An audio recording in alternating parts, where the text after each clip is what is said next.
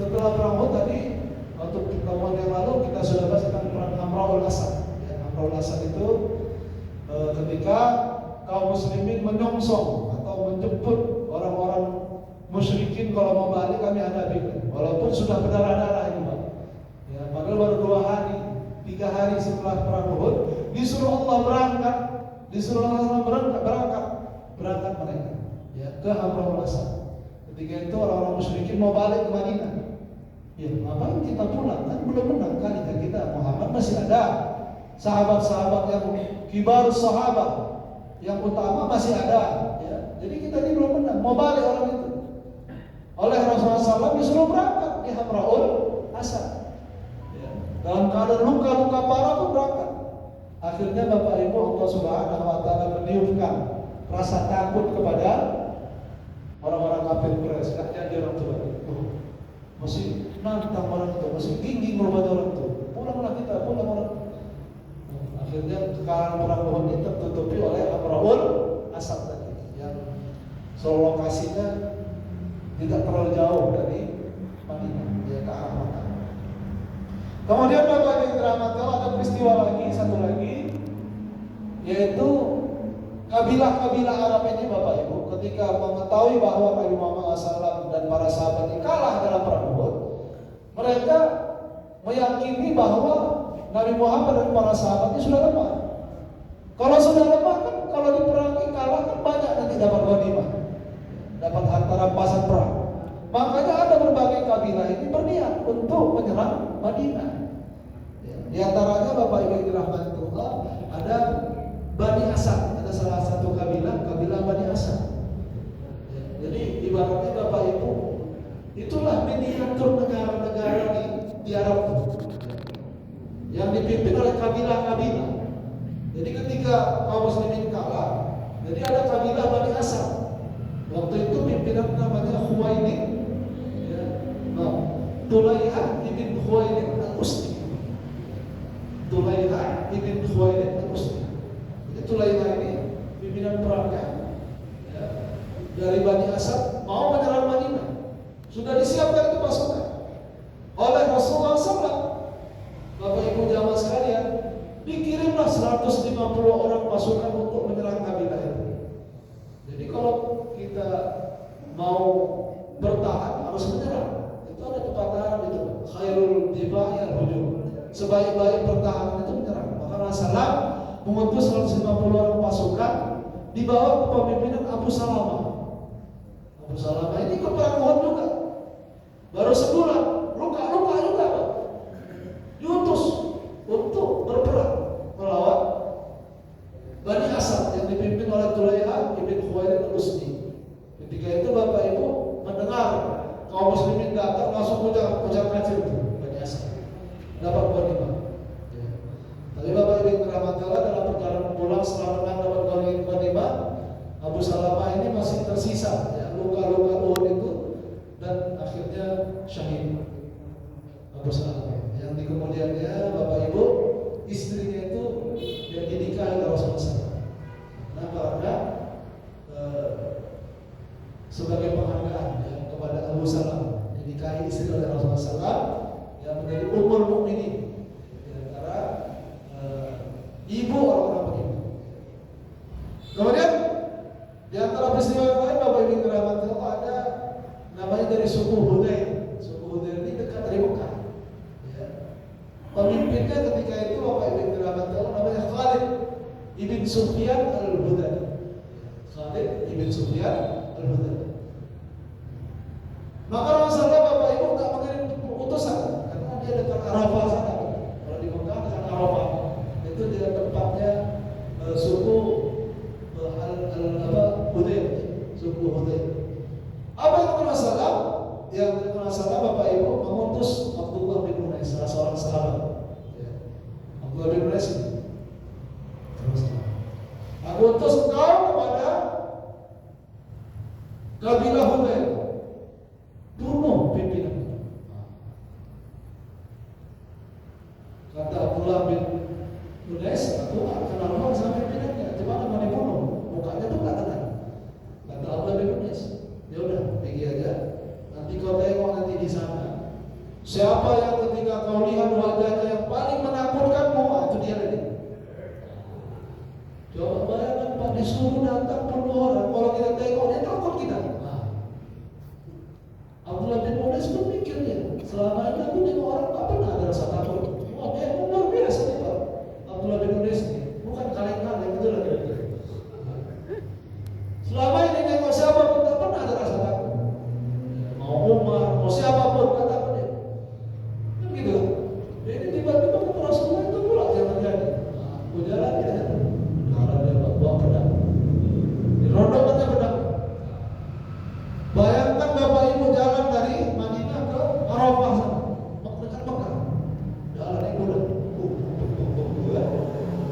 Ketika sampai di situ Bapak Ibu jalan sekalian, Abdullah bin Unais sudah nampak. Dari jauh nampak dia orang yang dimaksud yang selesai.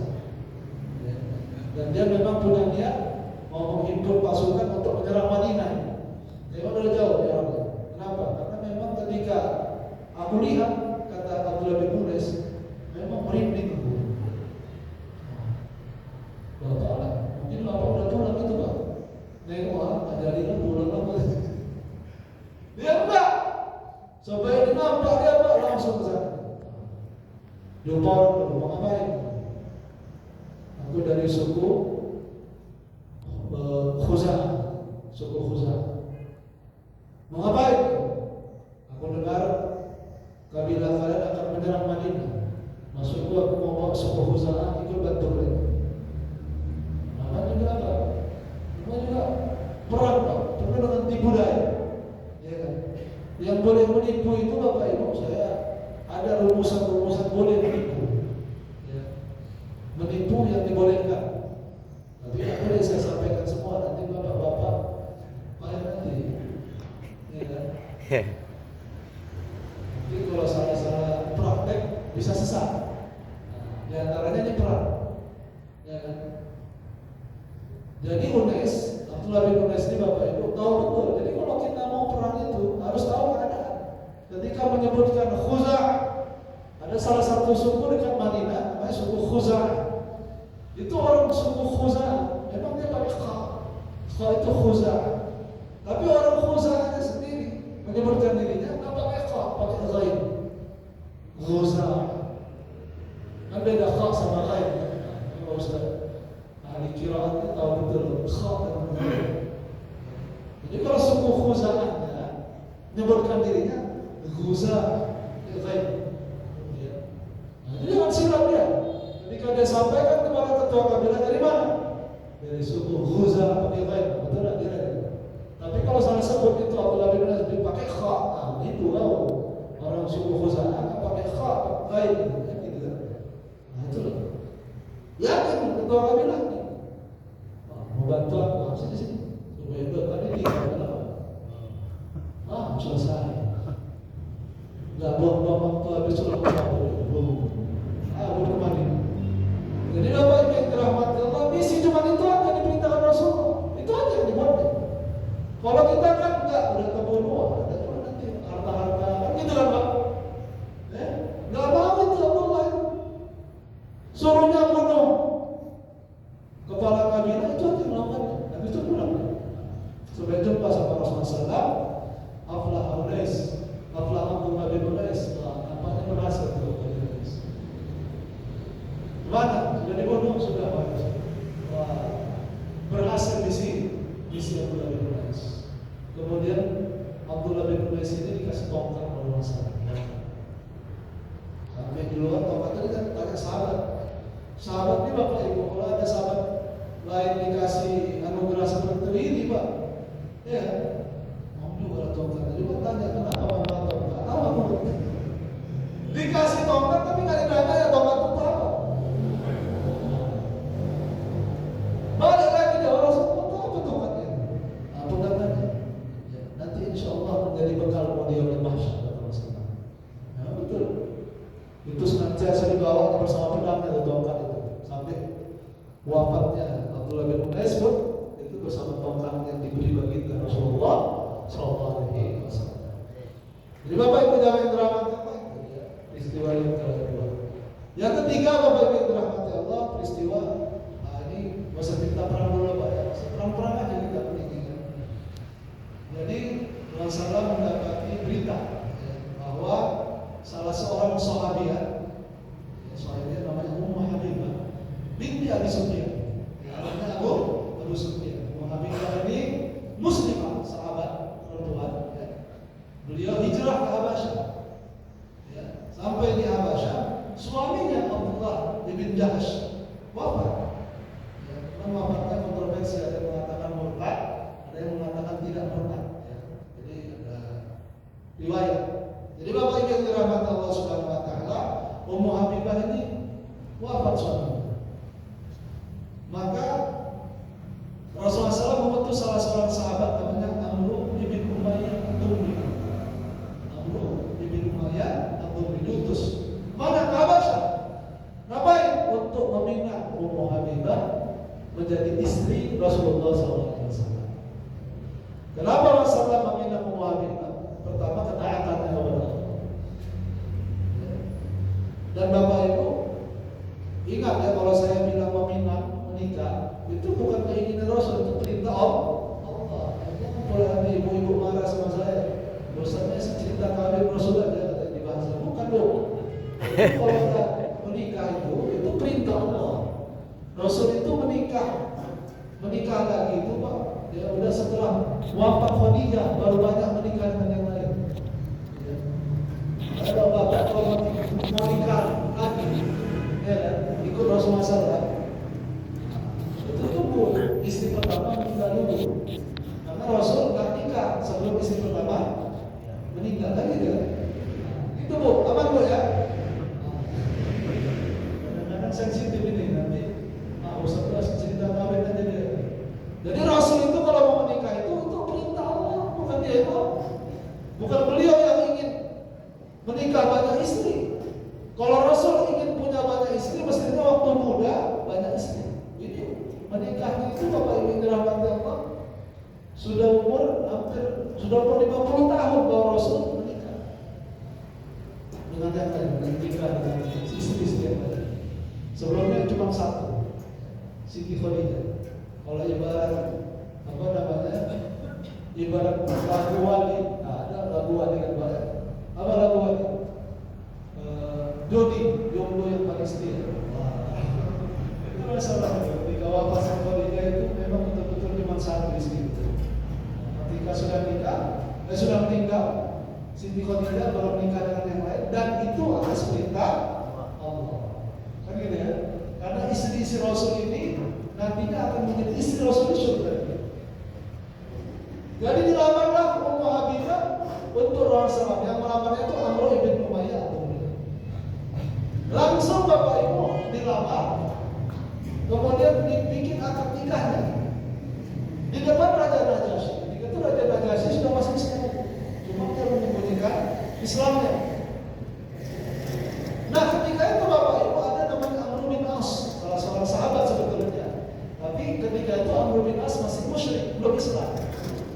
Dia datang ke Habasyah untuk memonitor gerakan kaum muslimin yang ada di Habasyah. Karena di Habasyah itu masih ada kaum muslimin tinggal di Habasyah, walaupun Rasul sudah hijrah ke Madinah. Ketika melihat Amru bin Umayyah Ad-Dumri, salah seorang sahabat Rasul, datang dari Madinah, ini kesempatan ini mau menculik ini mau menculik ini, kata Amru bin As, Amru bin Umayyah ini ke Madinah, ke Mekah, menculik. Izin dia sama Raja Najasyi. Hai Raja Najasyi, serahkan kepadaku Amru bin Umayyah, biar aku bawa ke Mekah untuk jadikan tawanan. Apa kata Raja Najasyi? Celaka kau. Ini utusan dari seseorang yang datang kepadanya wahyu sebagaimana datangnya kepada Nabi Musa. Hanya itu Amru bin As. Terkejut dia. Muhammad gitu. Iya. Bersamakan Muhammad dengan Musa. Iya. Oh, ceritalah Raja Najasyi. Ini Allah segala macam. Wahyu Nabi Musa, Nabi sebelumnya. Dan Muhammad ini seorang Nabi, seorang Rasul. Tergolong Amru bin As itu. Akhirnya di kemudian hari Bapak Ibu, Amru bin As ini masuk Islam.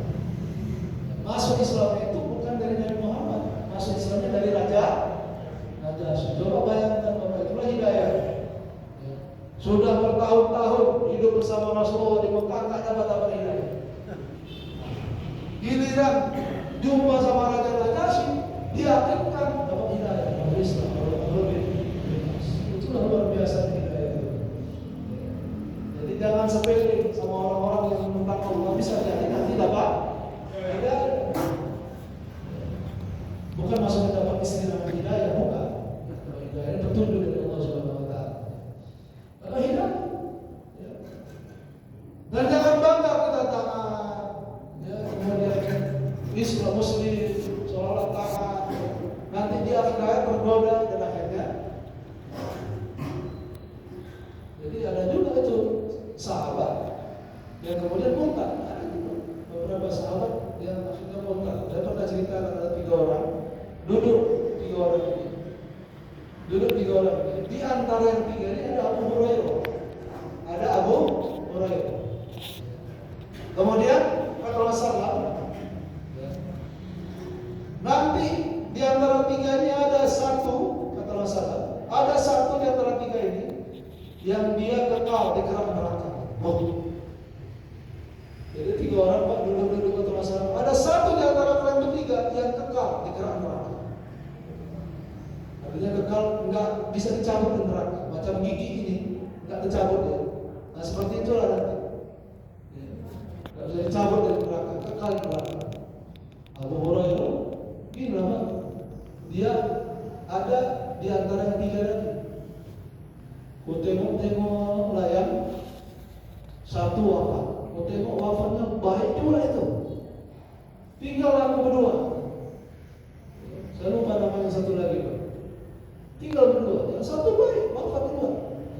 Tinggal berdua. Siapa di antara kami yang kekal di neraka? Ini dua-duanya soleh, sahabat. Rupanya di akhir hayat yang satu lagi wafatnya dalam peperangan melawan Musailamah al-Kadzdzab kalau tidak salah, dan dia berada di pihak Musailamah al-Kadzdzab itu. Oh, alhamdulillah bukan aku. Itu sahabat bisa murtad. Apalagi kita. Bapak Ibu dirahmati Allah, kita banyak doa mudah-mudahan Allah Subhanahu wa Ta'ala tetap mengekalkan hidayah ini sama kita. Amin. Seorang kita kan selalu minta sama Allah, ihdinas siratal mustaqim. Itu kita baca terus. Sampai orang Kristen ada yang mengolok-olok, kenapa orang Islam itu selalu minta hidayah? Karena mereka belum dapat hidayah. Kalau kita karena sudah dapat hidayah, maka kita perlu minta hidayah. Itu kurang ajar itu pemahaman. Ya. Banyak pula orang Islam yang percaya, betul juga kata pendeta juga. Maksudnya ihdinas siratal mustaqim supaya kita itu hidayahnya terus kekal bersama kita. Kenapa? Karena bisa sewaktu-waktu dia tercabut dari hati kita. Kenapa? Bukan hanya kita Pak, para sahabat pun diuji. Ihdinas siratal mustaqim ini sebuah akidah ya, yang harus kita teguhkan dalam hati kita, jangan sampai hidayah itu tercabut. Ya. Terus kekal sampai kita berjumpa dengan Allah Subhanahu wa Ta'ala. Jadi Bapak Ibu dirahmati Allah, masih ada lagi karena waktu sudah lewat. Bapak Ibu pun yang ulama ahli ustaz gitu. Ya Pak ya. Biasa kalau ceramah jam berapa Pak? Jam 7. Oh, ini bisa sebentar aja ya. Kita mental lagi Pak. Baik, saya rasa kita cukupkan Pak. Ya Bu, ya mudah-mudahan dengan berbagai pelajaran tentang Uhud, pelajaran tentang sahabat ya. Ada 3 peristiwa, yang pertama Bani Asad, yang kedua Bani Hurail, yang ketiga tentang pernikahan Rasulullah dengan Ummu Habibah. Ya, Ummu Habibah ini Bapak Ibu anak Abu Sufyan. Abu Sufyan ini dedekot Quraisy, pembesar Quraisy. Jadi yang memimpin perang Uhud itu Abu Sufyan. Habis perang Uhud ini kayak Rasul anaknya, coba. Bayangkan Pak. Ya. Walaupun beda keyakinan antara Abu Sufyan dan Rasulullah, ketika dinikahi Rasulullah anaknya ini, Ummu Habibah ini, ada juga terasa itu Pak, menantu aku Muhammad itu. Ada juga Pak, betul nggak Bu? Iya kan? Yang namanya menantu itu menantu. Wah, menantu aku Muhammad. Jadi Abu Sufyan itu di kemudian hari datang ke Madinah itu singgah di rumah Ummu Habibah, ya, di Hujarat namanya, ruangannya Ummu Habibah. Ya, tinggal situ dia. Itu setelah Sulh Hudaybiyah. Ya. Ketika Abu Sufyan mau duduk di tempat tidurnya Rasulullah, ya, pakai tikar aja itu Pak. Itu dilarang sama Ummu Habibah. Ya, jangan duduk situ. Kenapa? Aku kenal ayah kau. Itu tempat tidur Rasulullah. Ayah najis. Ummu Habibah. Ayah kan masih musyrik, belum Islam, najis. Itu tempat tidur Rasulullah. Nah, itu loh. Bapak Ibu tahu, ini Abu Sufyan terakhirnya masuk Islam. Abu Sufyan dari mana masuk Islamnya, Pak? Tahunya. Itulah kalau pembesar itu harus diyakinkan oleh suasana yang luas. Gak serta-merta sama Rasul pun belum dapat hidayah. Dari mana hidayahnya? Ketika dia ke Syam, jumpa dengan Heraklius, Raja Romawi. Ketika itu Raja Romawi, nanti saya ceritakan dulu. Raja Romawi mimpi bahwa akan mengalahkan itu kaum yang dikhitan. Pikir Raja Romawi kaum yang dikhitan itu orang Yahudi, karena orang Yahudi dikhitan karena seluruh keturunan Nabi Ibrahim itu, karena khitan itu syariat Nabi Ibrahim. Ya, jadi orang Yahudi dikhitan. Itu habis dibunuh orang Yahudi.